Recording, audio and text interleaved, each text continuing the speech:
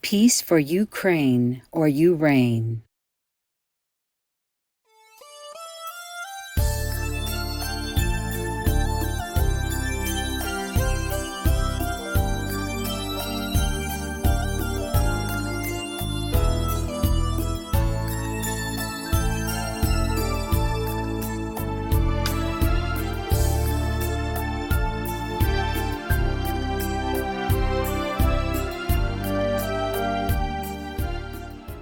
You don't know, I have a lot of inconveniences because I have to go quietly everywhere.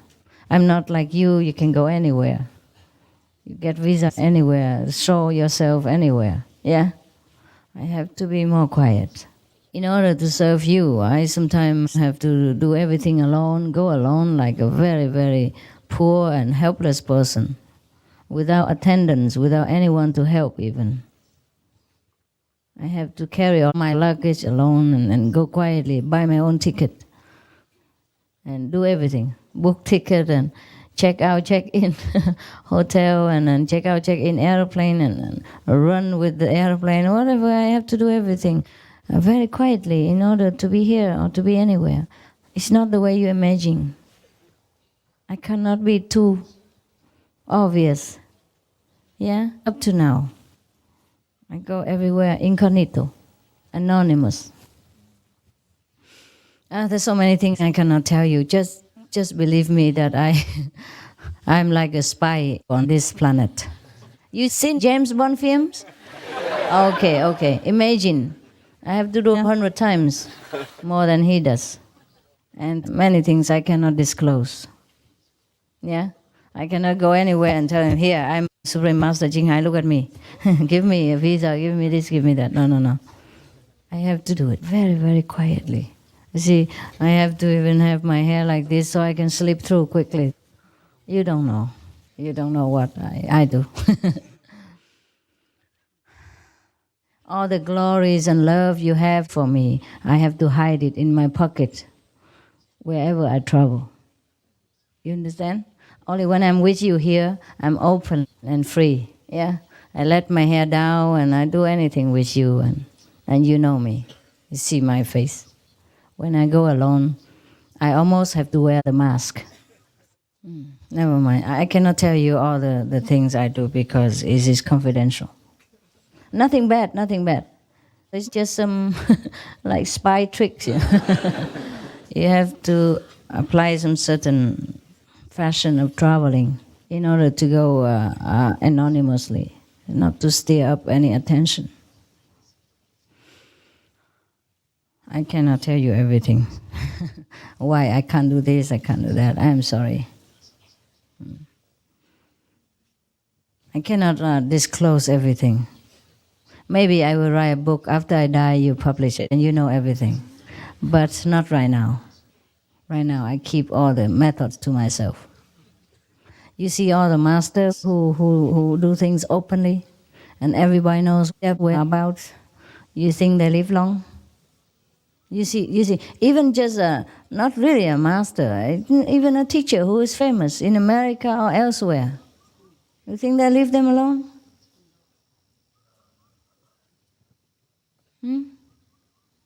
Either they might not kill them, but they forbid them to go here, go there. They can't go anywhere. Not to too many countries. They might go once and then they can't go again.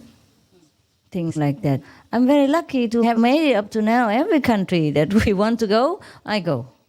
I consider very lucky, and this is God's blessing. Some teachers I know and so-called masters, even the Indian master you mentioned, yeah, he cannot just go anywhere. He'll be stopped at the airport, deported back home, forbidden to go in many certain countries. He can make it only once or twice, but can't make it again. So you are very lucky that you can see me in every country, everywhere. I say, okay, I just go. But I can't just go the way they go. I can't just go, with trumpets and drum and with you behind proclaiming my name in all corners of the universe,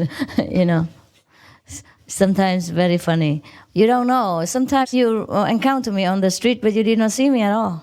I just passed through. It's amazing. I remember one day I was in Portugal, yeah? And I was sitting in a taxi all alone behind in the back. And there was a sister on the street. She was distributing pamphlets, flyers. And the taxi stopped in front of the red light. I was so scared as she see me. But she did. She put the flyer through the through the taxi. Yeah, she gave me one.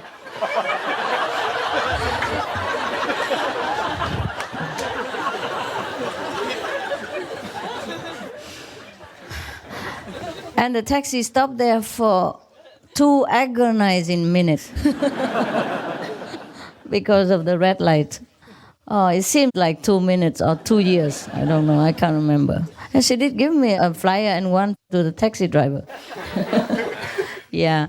And one time I went to the supermarket, tried to buy something for myself in another country. I forgot where.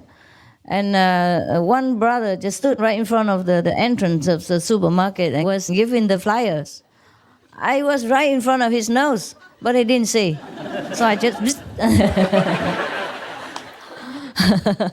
I fly away, faster than the flyer. Yeah. Many times it was just close encounter of any kind. It was fun, It was fun. And sometimes I go through the airport and some of the countries that I have been to many times, they recognize me. But they're still thinking,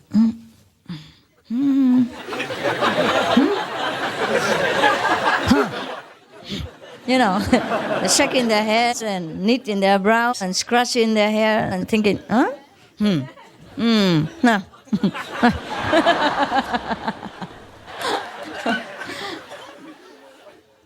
Luckily, the posters don't always look like me.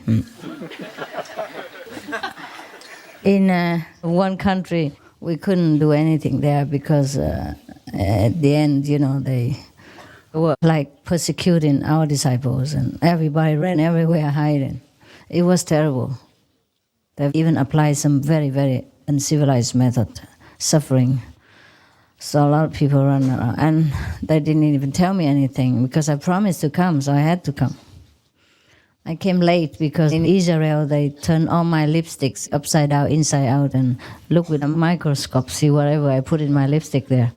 And I have hundreds of them. Not really, but everything, they turn everything upside down to look, see what I carry. Come in, no problem. Coming out, there was some windstorm somewhere, I don't know, they check everything. Just check us, me and the 2 attendants. So from then on, I know I don't need to take any attendants because if they check me alone, it's quicker. Check 3, it's too much trouble. So I don't bring people anymore. Yeah, bring 1, you have 1 problem. Bring 2, you have double problem.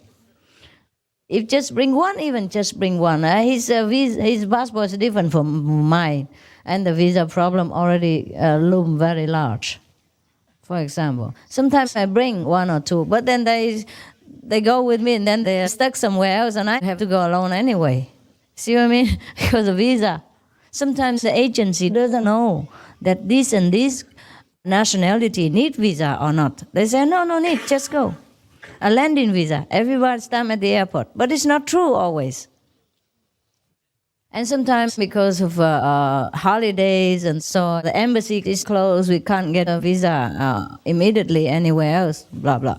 Anyhow, so in Israel, they checked for a long time. Yeah, everybody else went already. All the disciples were gone except me and the 2 attendants.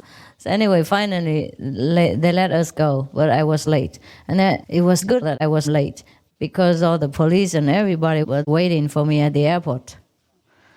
Anyway, because I came late, they thought I didn't come, so nobody checked me. But one customs inspector, he looked at me, looked at my luggage, and I say, huh?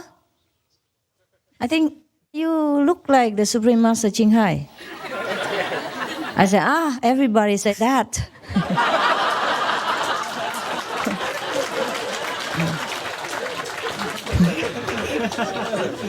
I say, I hear that all the time. So he didn't think of anything. He gave me a stamp, and then I went. And after I left for long distance, I blow a kiss to him. And then he said, you are you. You are the master. I ran already to the taxi.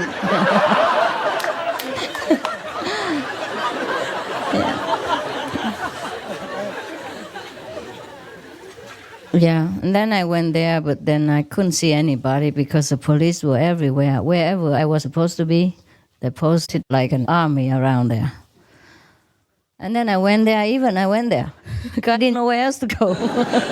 I went to the supposed to be venue, even the second changed venue. But even then, they couldn't do anything because the police were everywhere. They didn't let us do it. At first, it was okay, but later, it was not okay. And sometimes it happened like that. It happened the same in Indonesia once. Yeah? So it's not always like 100%. It's mostly 99%. It's good enough already. Yeah. Anyhow, but I went there, fine. And then police were all over. But I walked through. The police guard. I went in there. And I saw one or two disciples who were left there. But it was not really disciples, but the disciples to be. And so they didn't know them. And they probably stay in there waiting for me, but trying to look like business people and talk. I didn't even know them. And then I kept asking people, there was supposed to be a meeting here. Where have they gone? All gone. And one disciple he heard my voice and he came and whipped me right away into the taxi and said, "Don't talk right here, we go out. I take you to where they are." That's it. And then we just ran through the taxi and went in. And then the police stopped us in front of the gate and said, where are you all going? And we don't even speak. The taxi driver, before that, I already gave him $100 tip, to do whatever my demand. He was very happy with the dollars, so he was happy with me. He's a Muslim. I had a Quran next to me, and I show him. I let him know, not showing him, but I let him know that I had the Quran, and I covered my head, and he was very happy with me. He thought I was his buddy, yeah. And the $100 helped a great deal, yeah. So we didn't speak anything, and I covered my head a little and had my hands on the Quran. And the taxi driver talk something to the policeman because the police wanted to stop us and wanted all of us to go out of the car to check. But the driver told him something, and then they let him go. He kept looking at me all the time, the police. But the driver talked to him, and later one of the initiates to be, he understood. He told me that just now the driver told the police that we are Japanese.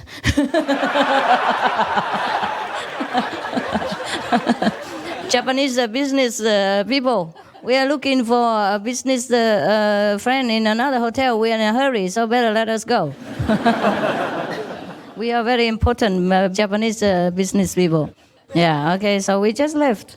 I didn't tell a lie. It was driver who said. I didn't say anything. Yeah, and then I went in, and of course I just saw one or two of them, and I couldn't see the rest. They told me the police were in front of the hotel. So I had to go and check in another hotel.